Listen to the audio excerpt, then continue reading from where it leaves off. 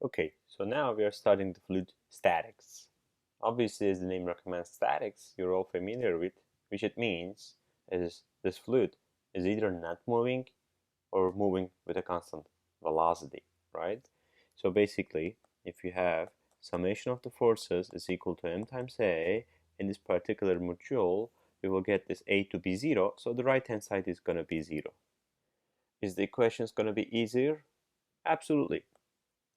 The equations are going to be much easier than the dynamics case. However, there's significant information that we have to discuss over here because I'm now tying your physics knowledge to your engineering knowledge. Okay? Let's say that we have a container like this.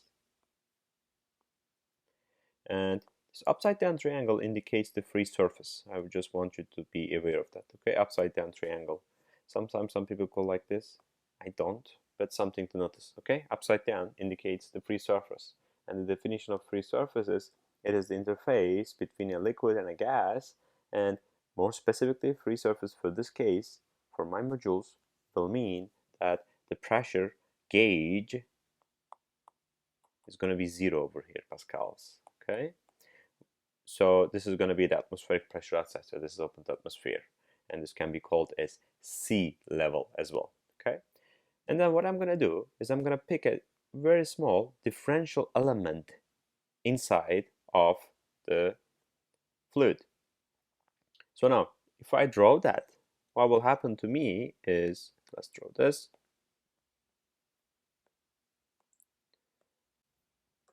Okay, now I have this differential element that I draw over here, and this is basically the replication of this. I simply am zooming into here, and it's going to look like this. Okay, so what I want to do is I need to write the stress field in this part on this particular shape, and that will be actually something called stress tensor. It's a little bit of a complicated topic to explain at this point in time, but basically it's a three-dimensional matrix. And in Cartesian coordinates, the stress field will be like this. Again, I'm just focusing on the Cartesian, tau xx, tau xy, tau xz, tau yx, tau yy, tau yz, tau zx, tau zy, tau zz. So if I want to show some of them on this particular differential element, you will get this is tau yy, this will be tau zz, and towards me at the front surface over here like this, it's going to be tau xx. And if I want to draw, for instance, this, what it will be is let's write it over here, the first component is going to be the normal to the surface, tau z, and the second one will be the direction of it. So it's going to be tau zy. And if I plot like this is going to be tau yz. Again, y is normal to the surface is y, and the direction that I'm indicating here, it goes in the z direction. So that's what it is. Hint for you, this y is the normal to the plane that this stress is on, and z is the direction. Okay, so it's not going to be as important in this particular chapter, but it will come on back to us in the conservation principles and the fluid dynamics component. Okay, now my goal here is to look at a special case. Let's write here, special case. What I mean by special case is I want to have 0 shear stresses. Your professors from the solid mechanics do a great job and they explain much better than me, so I'm going to reserve that for them. But basically the shear stresses are these three components. This component, and this component are normal stresses. And same thing over here. So these triangles that I have at the corners, they will be the shear stresses. And my goal is to have them to be 0. So let's write it over here. It's going to be tau xy will be equal to tau yx. It will be tau xz will be equal to tau zx will be equal to tau yz will be equal to tau zy is equal to 0. So each of these, this is 0, this is 0, this is 0, this is 0, this is 0, this is 0. So it's a fairly unique case. And actually in real life, this happens for two cases, okay? So the first case is something that I have covered in module 1. It's called viscosity. I wrote this for one-dimensional in the first module because we were just getting started, okay? Then that I said that tau is equal to viscosity times d dy. So noting here that now the shear stress is a function of the velocity gradient times the viscosity. So what if I take the viscosity to be 0? Right? So all the shear stresses will go to 0. So this you know already, okay? So if the flow is inviscid, I talked about this as well. Inviscid or inviscous. Some people call it inviscous. I call it inviscid. Basically what it means is viscosity is equal to 0. And in this case, I'm good to go. So this will be satisfied, and I only left with 3 primary or normal stresses. And also this is now related to the title of this module. This will happen if acceleration in the flow is 0. So if this is 0, then these all will vanish.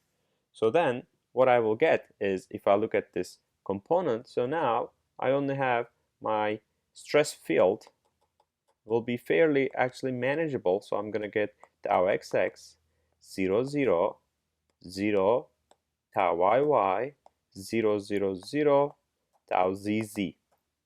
So it's significantly simplified. So now what I want to do is I want to relate this, this, and this, because I can't simply go ahead and call it xx, yy, and zz and call it a day and move on to the next module. I have to analyze these, right? So in order to do that, what I need to do is I need to refer back to our physics. And you have covered this, Pascal's law. You may not remember it, but once I do it, you will see that it's fairly doable. Pascal's law. You may not remember it, but once I do it, you will see that it's fairly doable, okay? So let's go ahead, because that's going to be actually an easier way.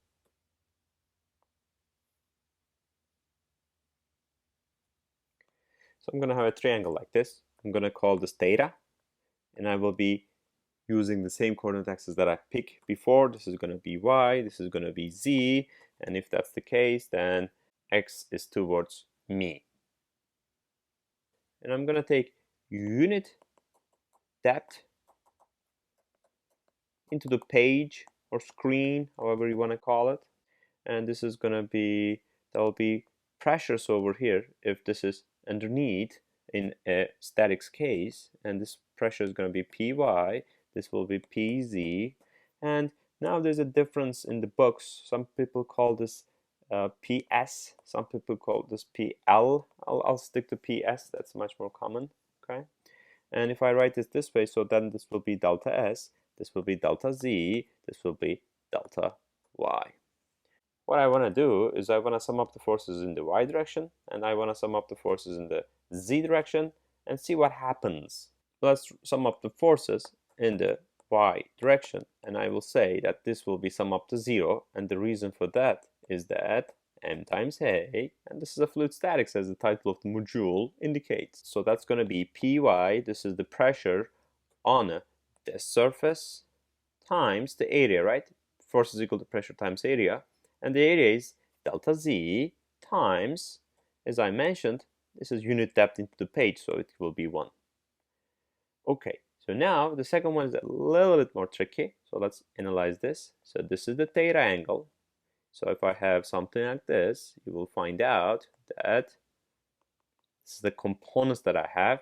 Let's call this ps y, this is called this ps z. Note that PSY is indicating in the negative direction, right? Positive 2 is towards this way, PSY is towards that way. So that will be a negative sign in front of it. Negative PSY. What is PSY? That's going to be PS times sine theta, right? Because of the angle, times delta S times 1 is equal to 0. Right? So the ones go away. Interesting. Okay, let's look at delta z and delta s relationship. Okay, do you see here that if I write over here, let's take some delta z will be delta s times, what is it? Sine theta, right? I can also write delta y is equal to delta s times cosine of theta. And so from here you can see that I will simply go ahead and write delta s times sine of theta over here. Okay, that's interesting now. Do you see this? Each term is multiplied delta s times sine theta, right? So I can take this into parentheses, delta s times sine theta times py minus ps is equal to 0. Okay, so this is a multiplication. It's either a is 0 or b is 0. Let's look at this a term. Sine theta is not 0, it's a finite. Delta s, well, that's a small number, but it is not 0. And so basically what I'm saying is this a value will not be 0. So then the only option is then this needs to be 0. And if this needs to be 0, it means py is equal to ps. So I'm not going to repeat the same procedure. I will give this as an assignment to you. So if you write the sum of the forces in the z, you will find out that you will get pz is equal to ps. And similar logic can be applied by taking another triangle. You can get px is equal to ps. Okay? Again, just for the brevity, I'm not doing it, showing you every single step. But at the end, if py is equal to ps, pz equal to ps, px is equal to px, can I go ahead and say that px is equal to py is equal to pz is equal to ps? So then, look at these, x, y, z, and s. I don't even have to specify the direction anymore. There's simply a pressure number associated with it. The magnitude of the pressure will be constant. So if I go back over here then, and look at this case, right? I say that tau xx, tau yy, tau zz, and those will be negative of p, okay?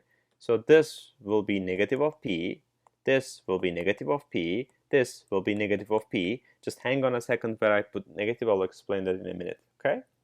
So okay, then I'll go down here and write that tau xx will be equal to tau yy will be equal to tau z is equal to minus p. So then if I look at my stress tensor over here, the stress tensor is going to be minus p 0 0 0 minus p 0 0 0 minus p is what I obtained. Let me explain why there's a negative sign in here. So this is kind of interesting that we have a negative sign over here. So let me draw you a arbitrary balloon or whatever the shape is. Pressures are always pushing it in.